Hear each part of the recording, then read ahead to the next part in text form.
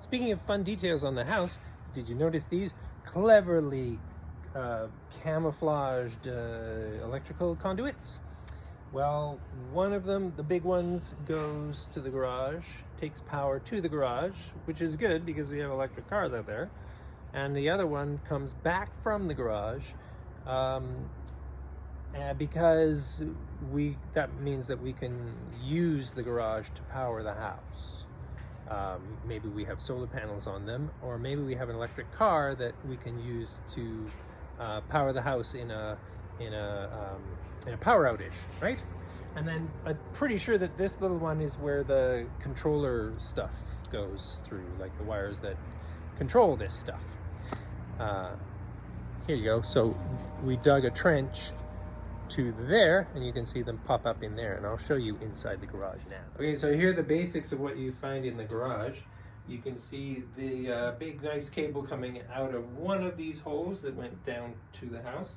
So that's bringing power from the house to the panel, and then from the panel there's a 50 amp breaker on here for the electric car. So that takes this route from the panel all the way over to the charge point charger spot, and plug that into your car.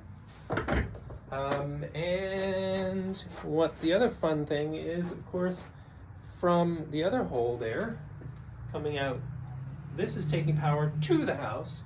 So that's this cable that does a little loop-de-loop here up to another very small panel, and from that panel you've got a plug. So this is basically plugging your house into your car. What's it like installing an electric car charger in your garage? Not very difficult. Got the kit, got the instructions in the kit. We did have to get a permit, but I got the permit. You're allowed to do your own electrical work in Maple Ridge, and then as long as, they come out and inspect it and make sure it did. So the kit, you can get a different length of cable. We wanted to get this length because, let's see, if we wanted to park a car outside of the garage for a minute,